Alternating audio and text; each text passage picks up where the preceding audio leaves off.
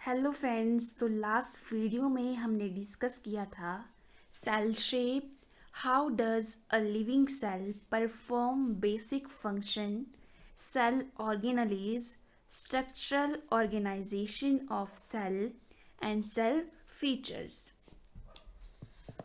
All activities of the cell plus interaction of the cell depends upon the special features of the cell. जो सभी activities हैं cell की और जो interaction है सेल का किसके साथ, with its environment, it depends upon special features. और ये स्पेशल फीचर्स क्या हैं? Plasma membrane, nucleus and cytoplasm. तो सबसे पहले हम डिस्कस करेंगे प्लाज्मा मेम्ब्रेन के बारे में. तो plasma membrane, it is also known as cell membrane. जो प्लाज्मा मेम्ब्रेन है इसे सेल मेम्ब्रेन भी कहते हैं. Plasma membrane is the outer most covering of the cell. जो प्लाज्मा मेम्ब्रेन है वो आउटर मोस्ट कवरिंग है किसी भी सेल की. जैसे हम एग्जाम्पल के लिए डायग्राम लेते हैं, plasma membrane is the outer most covering of the cell. मान लीजिए कि ये सेल है और ये आउटर मोस्ट कवरिंग है. ये क्या है? Plasma membrane.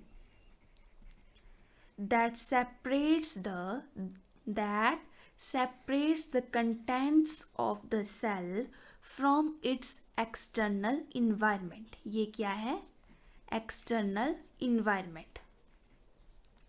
प्लाज्मा मेम्ब्रेन क्या करती है?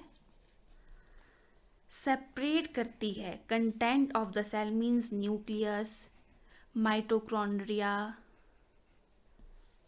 राइबोसोम. तो प्लाज्मा मेम्ब्रेन क्या करती है? जो सेल है ये आउटर मोस्ट कवरिंग है किसी भी सेल की, और ये क्या करती है?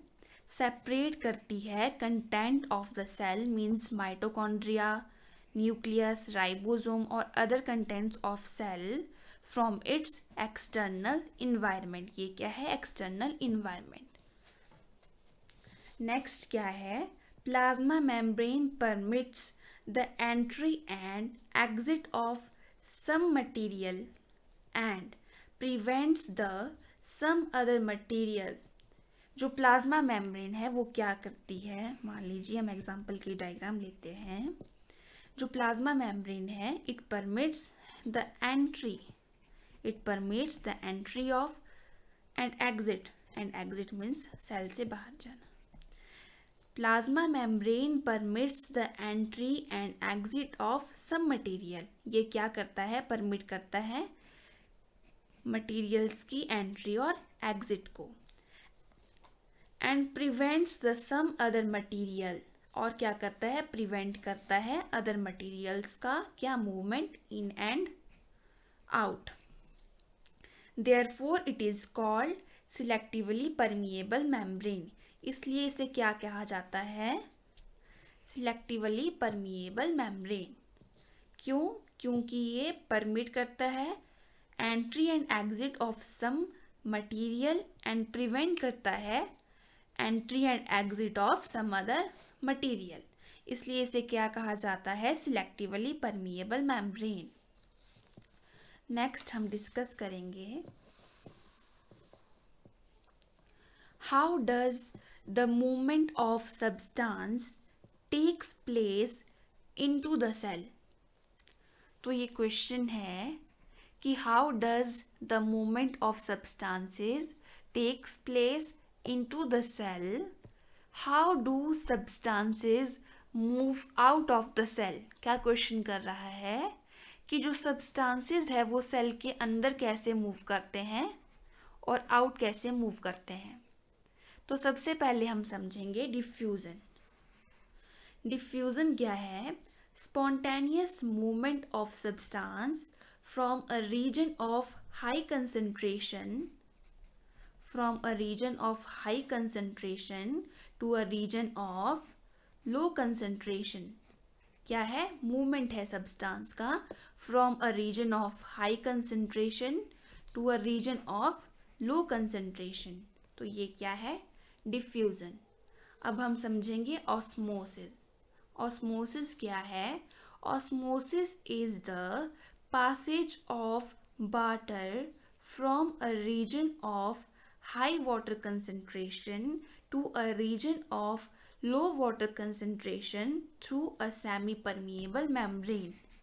ये क्या है? मूवमेंट है वाटर का through high concentration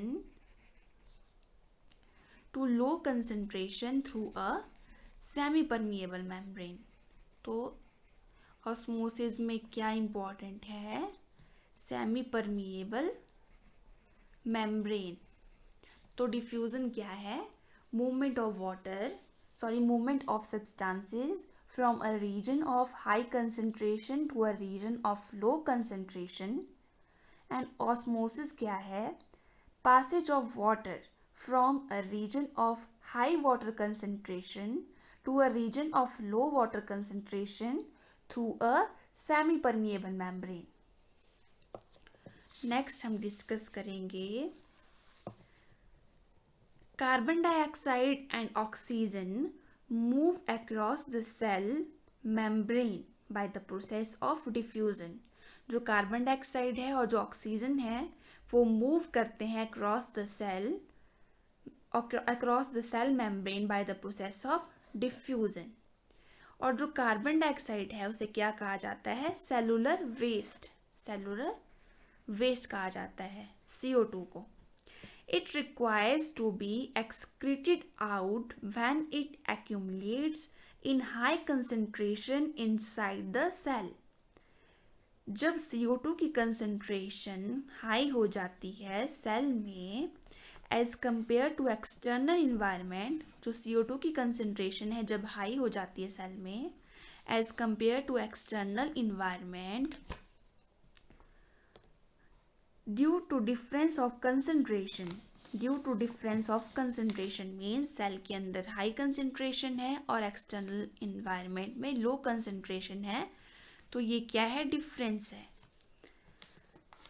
therefore carbon dioxide inside and outside the cell, जो क्या है? कंसंट्रेशन है कार्बन डाइऑक्साइड की जो इनसाइड और आउटसाइड जो सेल है वो क्या है? उसमें क्या है? डिफरेंस है। तो उससे क्या होगा? CO2 moves from a region of high concentration to a region of low concentration। तो सेल जो कार्बन डाइऑक्साइड है वो मूव करेगी from a region of high concentration to a region of low concentration. Similarly oxygen enters the cell by diffusion. जो oxygen है वो enter करती है सेल में by diffusion. Thus, diffusion plays an important role in gaseous exchange। जो diffusion है वो important role play करता है in gaseous exchange between the cell as well as cell and its external environment। किसमें? between the cell and external environment में। Movement of water takes place by osmosis। तो water movement कैसे takes place करता है? Osmosis के through. Because the movement of water is taking place through selectively permeable membrane. और selectively permeable membrane क्या है? Plasma membrane. तो वाटर मूवमेंट ऑस्मोसिस के थ्रू टेक प्लेस कर रहा है क्योंकि ऑस्मोसिस कैसे टेक प्लेस करता है? from a region of high concentration to a region of low concentration through semi-permeable membrane।